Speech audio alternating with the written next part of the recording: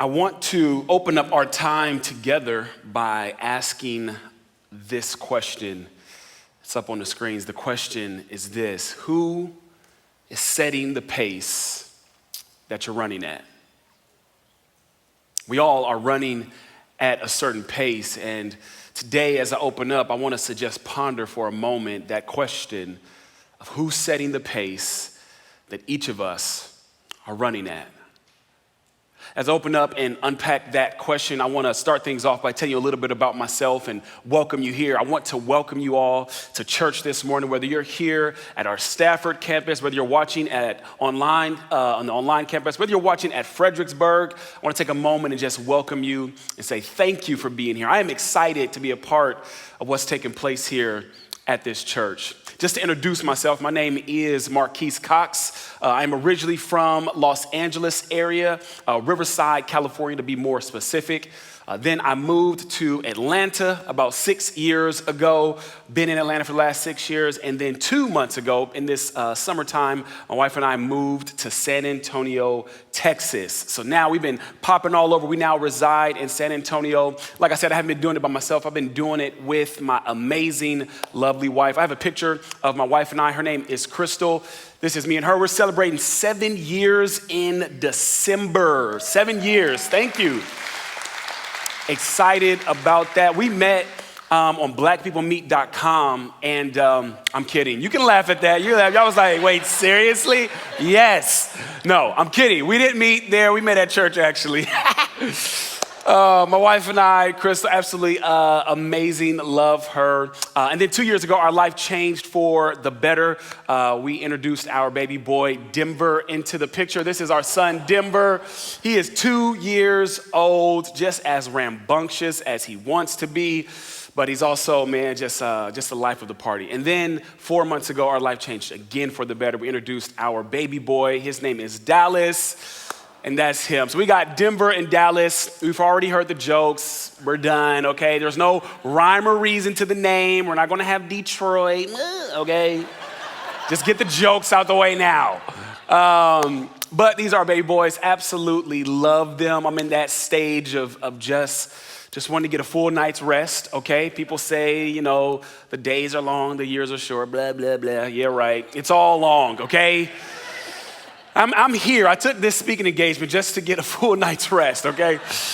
But I'm excited to be here. But my wife and I, man, just this past summer, we went through so many different changes. Our family went through so many different stages and phases in our life, man. We sold our home in Atlanta.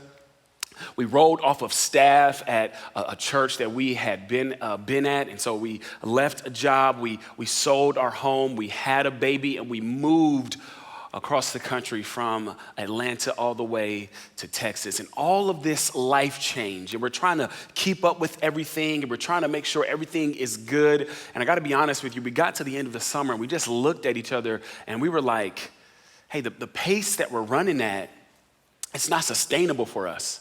It's not sustainable for our family. It's not sustainable for our marriage. Like the pace that we're going at, it's a lot. This is a lot of life change. As a matter of fact, as we had that conversation, I started to remember this stuff that I've learned and this story that I heard about the Kenyan runner that you all just saw, Eliud Kipchoge.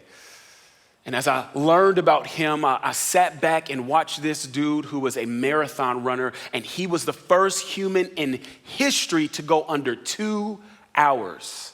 No one ever had gone under 2 hours, and he was the first one to do it. And they said, scientists all over the world said that it would take place in the year 2075, and he did it in the year 2019. This brother ran an average pace of 13.6 miles per hour during this marathon. Crazy stuff. And as I sat back and watched this, I was blown away and amazed at the fact that this man was able to do this amazing, amazing feat. And as I sat back and watched it, and I was realizing all that was taking place, and I'm watching this documentary, and I'm watching this dude break this record, running an average pace of 13.6 miles per hour. I'm on the couch eating Zaxby's as I watch it. I'm thinking to myself, I'm thinking to myself, how is this dude able to do this? Like what is going on? And I realized as I watched this documentary that Elliot wasn't running by himself. He was running with what the track and field world called pace setters. I actually have a picture of him and his pace setters I want to show you. This is Elliot along with his pace setters, and he had 26 pace setters throughout the entire event, and they would run on and off at different legs of the marathon. And all Elliot had to do was watch his pace setters. They took on the headwind. They formed this formation where they would take on most of the headwind, and he would just have to run. And I realized in that moment, man, Elliot, the reason why he was able to do this was because of his pace setters. You see, he didn't have to look at his watch. He didn't have to figure out how fast he was going. He didn't have to figure out, do I need to slow down? Do I need to pick up? All he had to do was watch the people who set the pace for him. That's all he had to do. As a matter of fact, I learned in watching this that these pace setters, they only had two goals. Their goal was to go fast enough for him to reach his goal, but not too fast for him to burn out. And Elliot, to run this amazing race, all he did was watch the pace setters in front of him. And as I sat back and watched that, I realized, man, isn't that same thing true about us in our life? That we have people or we have things that we watch that are setting the pace in our life. Whether we realize it consciously or unconsciously, we are allowing things or people to set the pace in our life. And so I want to ask you, who is that? What is that image that's in your mind that's setting the pace for your life? Because all of us, our pace is being determined by something. But here's the thing about running at a particular pace, and this is what my wife and I realized this past summer. Running at a particular pace, man, it could leave you exhausted. And if we're watching something or we're watching someone that's running at a pace that's leaving us exhausted, then we know, man, something has got to change. Because we've all run at a pace that's left us exhausted. As a matter of fact, as our world begins to open back up and we begin to get back to a little sense of normalcy, there's a few things that are setting the pace in our life. Here's a short list of the things that may be setting the pace in your life. It could be school, family, work, college applications, social media, news outlets, culture, whatever it may be. It's determining how fast you go. And the reason I bring this up is because isn't it true that we've all, at some point in our life, isn't it true that we've all felt burned out by the pace we've run at? Whether it's from work, whether it's in relationships, whether it's in our marriage, whether it's in our friendships, we've all been burned out by the pace that we've been running at. As a matter of fact, here's the question that I want us to unpack for the remainder of our time together. The question is simply this. It's up on the screens. Where do you go to catch your breath? If it's true that we all get exhausted, if it's true that we all run at a pace that leaves us burnt out, where do you go to catch your breath? And it's different for all of us. We all go somewhere to catch our breath in life, to try to get some more vitality, to try to get some more breath and wind in ourselves. We all go somewhere to catch our breath. And it's different for all of us. For some of us in the room, we watch the 78th season of The Young and the Restless. You know, like, that could be you. It's Netflix. We're binge watching shows. It could be relationships, like if you're dating, girlfriend, boyfriend, you got you a boo thing, how? Maybe you run to them to catch your breath. Maybe you run to a friend. Maybe you do exercising. Maybe you cling to comfort food. Whatever it may be, we all do something to catch our breath. We all run somewhere, but the reason I bring that up and the reason I want to unpack that for the remainder of our time together is because of this. The reason, or the place that we run to catch our breath reveals a lot about our hearts. The place we run to catch our breath reveals a lot about where we place our trust. And I'm not saying what you run to catch your breath is necessarily wrong or bad, but it could be the place. It could be the place that's leading you down a path that you don't want to go to. As a matter of fact, today I want to talk about a better place for us all to run to catch our breath. Because if we catch our breath at the wrong place, it could lead to some places or some things that we don't want to be involved in. As a matter of fact, the first place that I think catching our breath at the wrong place leads to is this right here. If you're taking notes, it's up on the screen. Catching your breath at the wrong place leads to poor decisions. Catching your breath at the wrong place, it could lead to poor decisions. Here's why, because when you're just burnt out and you're depleted, it's hard to make the right decision. When you're on empty and you're at the end of the rope and you're trying to make the best decisions for you and your life and your family, it is hard to make good decisions when you feel depleted. And we've all been there where we've been running on E and we're trying to make it happen, but we're also trying to make decisions and it's just leading us to making poor decisions. Here's how this plays out. I recently heard something that made me think of this. Right now I'm trying to get my college body back, okay? I'm trying to get the abs back, like I really want them back, and I'm like, I gotta do something different, okay? I want that body that I used to have. I have this image in my mind. I'm like, I gotta go after it, okay? I'm trying to be like Tay Diggs and how Stella got her groove back, okay? That's what I'm trying to look like. Let me adjust the cultural meter, David Hasselhoff and Baywatch, okay? Let me bring it on home a little bit. Bring it even more closer. I wanna be like Andy, the worship leader. The way that's who I'm trying to be.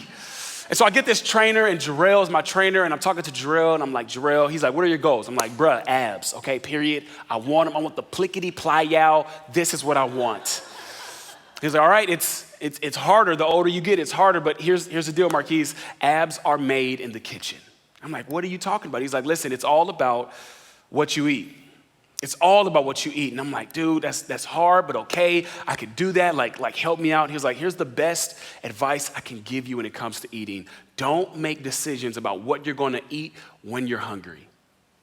Make decisions about what you're gonna eat before you get hungry. Here's why, Marquise, because when you make decisions, by the time you make the decision of what you're gonna eat when you're hungry, you'll reach for what's most convenient and not for what's most wise. Here's why I say that. When we're depleted in our life because of the pace that we've been running at, man, I just wonder how many of us in this room, we've been reaching for what's most convenient and not what's most wise.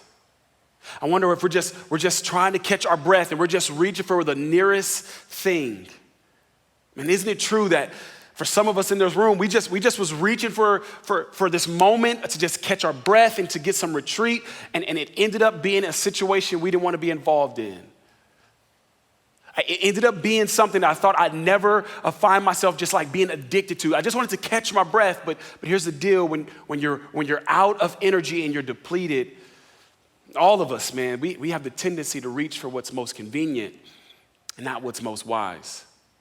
The second place that I think catching your breath at the wrong place leads to is this right here. Catching your breath at the wrong place leads to misplaced identity. It can lead to misplaced identity. Here's what I mean by misplaced identity. For some of you in the room, you're type A, and I'll never understand this oxymoronic comment, but you get more rest by the more that you do. It's weird. I'll never forget my track coach in high school. We had to run laps, and he was like, listen, you guys got to run. You guys ditched practice yesterday. Y'all got to run. And he was like, I want y'all to run until I throw up. I was like, what? You're standing here. He was like, that's the point. And so we're out there running. And he was like, listen, I know you're tired. Rest while you run. I don't know if you know how resting works or how running works. Those don't go together. But for some of us in the room, you would say, man, Marquise, the more that I do, the more I feel rested. Like I gotta get it in, I'm checking off the boxes. And the reason why I say misplaced identity is because for you, the more boxes you check off, the better you feel about yourself. And the more that you do and the more that you accomplish, the more you feel like this is it. This is the pace that I need to run at. But here's why, if we're not careful, this could be dangerous, because when you marry who you are with what you do, you marry your values and your worth to that as well. When you marry who you are with what you do, you marry your worth and your value to that as well. And it's never a good idea to marry your worth and your value and connect it to what you do. Your worth and your value comes from who you are in Jesus. And the more we try to work ourselves of checking the box and making sure I'm good, and you're like, I gotta run at this pace. I gotta do this, and I gotta exhaust all resources, and you love being on the go. You love looking like, man, I'm busy and I gotta just stay busy, and you don't sit down. You could find yourself in a place where your identity is found in what you do and not in who you are. And when you have your value and your worth chasing what you do, it always leads down the wrong path. The last and final place, and all of us can find ourselves in this, is simply this. Catching your breath at the wrong place leads to temporary satisfaction. Man, I can't tell you in my own life how many times I've felt like I got to go do this thing to catch my breath. And the more I do that, the more I realize I got to keep coming back here. You ever feel like that? Like I have to keep coming back here to feel like I'm doing good. But it never has that long-lasting, sustaining joy to it. It's always temporary. It's never enough. And I have to continue to run back to that well. And I run to that well to fill up this, to quench my thirst and to catch my breath. And then I run until I'm empty again, and then I have to run to this well, and we run from running to this well to running on empty, and running to this well, and running on empty, and wouldn't you agree that it's left us exhausted? Because I gotta keep coming back to this thing. I gotta keep coming back to this substance. I have to keep coming back to this relationship to feel it. But here it is, it's temporary satisfaction, and it's not sustaining. And man, whether you find yourself at a place of misplaced identity, whether you find yourself in that temporary satisfaction, whether you find yourself in one of these categories, you would agree that it's just not working. And today, what I want to talk about, what I want to lean into is the fact that I believe that each and every one of us are hardwired to run to a place that will leave us with sustaining joy, that will leave us with sustaining satisfaction. Not that things are gonna be great, but we were all hardwired. What if I told you there was a place that you could run to catch your breath, that you never had to worry, man, will this thing last? Will this feeling, will it continue to be here? You'll never have to wonder or worry about that again, because all of us, we're hardwired to run to this place. Believers and unbelievers alike, there's a place that I want to show you that I think changes the game. As a matter of fact, this is a promise from Jesus that I want to show you. It's found in the book of Matthew. And before I throw it up on the screen, what I want to tell you is if you hook yourself up to this promise, it has the potential to change your life. And I don't flippantly say just change your life. I'm talking about from experience that this is one of those promises that once I hooked my marriage up to this promise, once I hooked my identity up to this promise, once I hooked my life up to this promise, things changed for the better. This is one of my all-time favorite promises of Jesus that he offers each and every one of us. And today, I want to show you what that promise is. It's found in the book of Matthew 11, verse 28. And this is Jesus speaking to the crowd, and Jesus says this. He says, "Come to me, all you who are weary and burdened, and I will give you rest." I want to pause right here. The very first verse out the gate, Jesus is saying, come to me. And I don't want to just skim over this. I don't want to just move by this really quickly. I want you to pause and really think about that. Jesus is saying, come to me. I don't know who you are in the room. I don't know what you think about Jesus, but Jesus is not shushing or shooing you away. Jesus is calling you closer. Jesus, think about this. Jesus never wants to create distance between him and mankind. Jesus is always trying to close the gap. He's saying, come to me. And I don't know about you, but when I was 16, 17 years old, and I just had given my life to Christ, I thought to myself, man, I don't know if Jesus will accept me the way that I am. Like, I don't know if, I feel like, and maybe you've been here, I got to create some distance between the last time that I've sinned and the last time that I've messed up. And I got to get on this good streak. And then when I get to this good streak, then I'll come to church. Then I'll come to Jesus. Then I'll feel good about praying. And Jesus is saying, the gospel is saying, you were never intended to try to get right before coming to me. Jesus is saying, I've been calling you to myself this entire time. Man, woman, I don't know who you are, but Jesus is pursuing you. He's calling you, he's beckoning you, he's inviting you. Rarely in scripture does Jesus tell someone to go away to find what they need. Jesus' default posture is this. No, come. No. I know you got the junk. I know you're dealing with some stuff. I know you got some baggage. No, I didn't say get right, then come. I said come. I didn't say end that thing and kick that habit and stop the addiction. I said come. Come with all of the stuff that we're carrying. This is the invitation of the gospel where Jesus is saying, I'm closing the distance between you and me, and sin cannot stop this. I want you to come closer. And Jesus said, come to me, all of you who are weary and burdened, and I will give you rest. Here's the second thing I want you to see in that first verse. The only qualifications to come to Jesus, he made the hurdle real high. He said, you got to be tired and you got to be weary. That's it.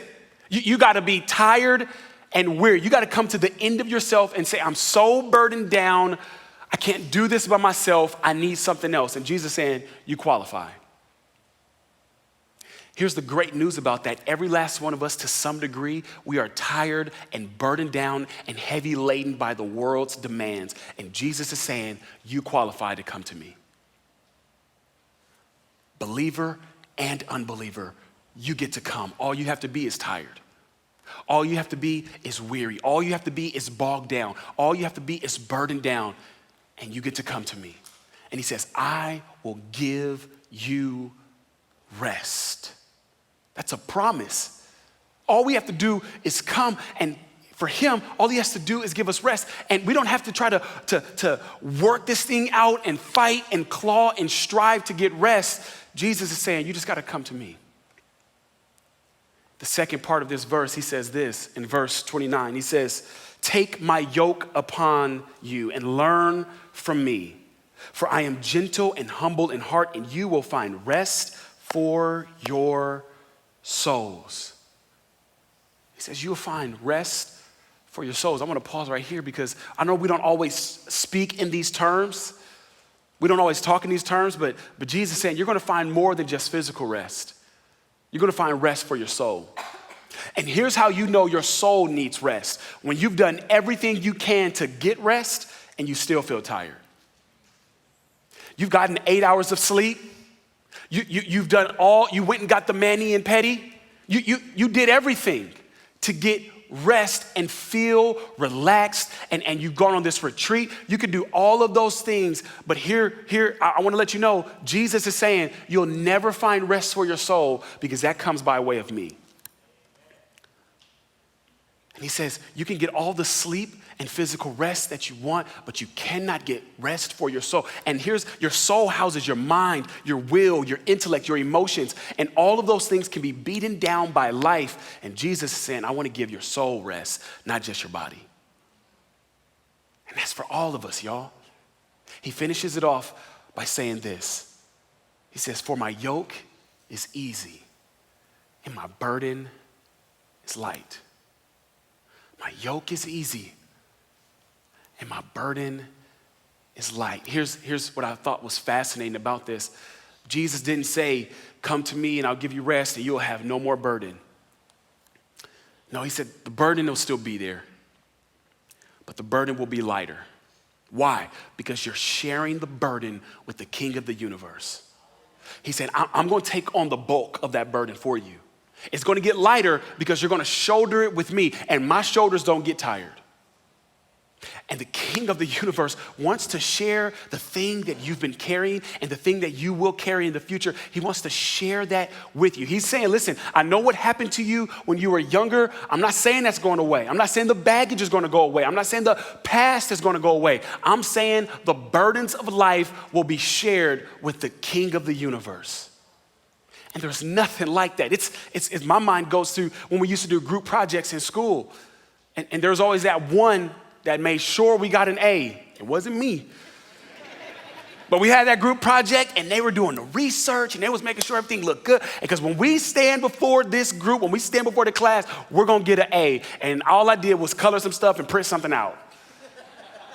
But it was that A+ student that was like, I don't care who's on the team, we going to get an A. Jesus is saying, when you hook your burden up with me, it's going to get lighter. I'm going to shoulder most of it. I'm not saying it's going to go away, but it's going to get lighter. This doesn't mean things are going to be perfect. Doesn't mean life is going to be easy, but what it does mean is that it will be easier because God's sharing it with you. He also says, my yoke is easy.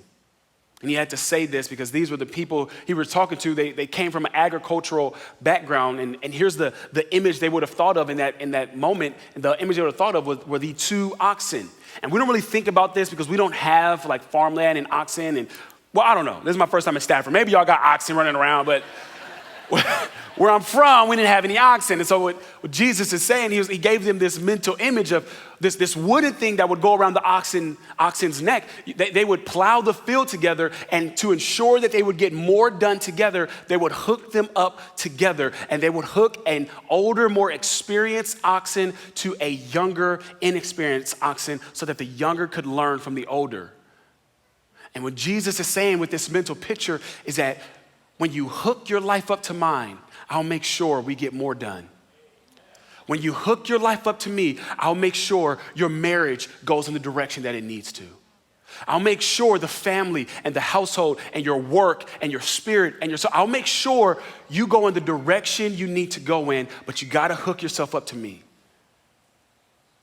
Because the yoke's still gonna be there, but this yoke is different from the world's yoke that they give you. Because the world's yoke that the world gives you, it's ill-fitting, it's irritable, it leaves you tired, and you just don't want anything to do with it. But Jesus is saying, no, my yoke is easy. And when you hook yourself up to me, and you don't hook yourself up to culture, and you don't hook yourself up to news outlets, and you hook yourself up to me first, I'll make sure we go in the right direction. What Jesus is saying in this moment is that I am enough. Jesus is sufficient. Here's one thing I want to show you about this passage. I want to bring it all together. I want to show you this scripture all together, verses 28 through 30 up on the screen. I highlighted all of the pronouns. Look at that. Jesus is saying, it's me. It's mine. I will give you the rest. My yoke. Learn from me. I will do it. He's saying all that you need is found in me. It's not Jesus plus something else. It's not Jesus plus this thing. It's not Jesus plus this program. It's not Jesus plus this person. It's Jesus plus nothing else. Jesus is saying, I am sufficient. Whether you're in this room or you're watching online, you're watching at our Fredericksburg campus, I want to let you know Jesus is enough. He's enough for everything that's going on in your life. But for each and every one of us to find that, we have to come to him. And we're not going to strive for it. We can't work for it. Jesus said that's not how it works. And for many of us in this room, we keep trying to work for it. We keep trying to fight for it. And Jesus is saying, you can't, what I'm trying to give you, you can't earn. The rest that you're trying to get, the rest that your soul needs, it's not going to come through working and striving and fighting for it. It's going to come by you coming to me. But for a lot of us in this room, and if you're being honest with yourself, you try to work yourself into it. You're fighting and clawing, and you're trying to get right, and you're trying to clean yourself up, and you're trying to make sure everything's right before coming to Jesus. And Jesus is saying, stop all of that and just come to me. Just come to me. It reminds me of this time in middle school. We were in middle school and our life was crazy. We were doing football practice and track practice. We were doing all sorts of things. Our house started to look insane because we were always on the go, never at home trying to clean up the house. Like we never could do it. We were always on the go. And so my mom said, listen, some things have got to change. We're going to get us a housekeeper. And we're going to make sure this housekeeper comes every 2 weeks to make sure that this house is clean. I'm thinking this is going to be the best thing in the world because I grew up watching The Fresh Prince of Bel-Air. I'm like, Jeffrey is in the house, right? I'm like, this is gonna be great. They're gonna clean up everything, like bomb, it's gonna be good. It ended up being one of the worst things ever. Here's why. Because Isabella, that was her name, Isabella and her crew would show up every other Saturday at 10 a.m. and clean and clean and clean. But every other Saturday at 7 a.m., my mom was waking us up with blaring gospel music in the background. In my culture, anytime you wake up to gospel music blaring, that means you're getting ready to clean. That's what that means. So we'd wake up to this gospel music blaring, and we're like, what are you doing? It's 7 a.m. on a Saturday. And she's like, get up. Isabel and her crew is on the way. We got to clean up. And I'm like, what? We're down there washing baseboards. We're clean, deep clean. We're cleaning the bathtubs. We're like, what? Why are we doing this? This is my mom's favorite line. You ready? Because I don't want them coming up in here thinking we nasty. That was it. I don't want them coming up in here thinking we nasty. I'm 12. I'm like, Mom, we are nasty. We're disgusting, okay? And so we would clean, and I'll never forget, y'all, this one Saturday morning, Isabella, she sat down at the kitchen table, and she was getting ready to get her money, because at this point, all Isabella had to do was be there 30 minutes, dust, and then leave. She's getting the money, she looks at my mom, and she says, Miss Cox, when are you going to allow me to do my job? Cleaning is my job. My mom was like, I get it, you're right. I say that, though, because I want to echo what Isabella said to my mom, and because I believe this is what God is saying to us. When are you going to let me do my job? No, I know you're trying to get right. I know you're trying to fix yourself, and I know you're trying to get everything together, but when are you going to let me do my job? God's job is to shoulder that burden with you. God's job is to help you along the process of getting things out the way and dropping things off that aren't good for you. That's God's job. But you keep trying to clean up before God shows up. And God is saying to all of us today, when are you going to let me do my job? And my prayer, y'all, is that we stop running at this pace that culture gives us and start running at the pace that God wants to give us.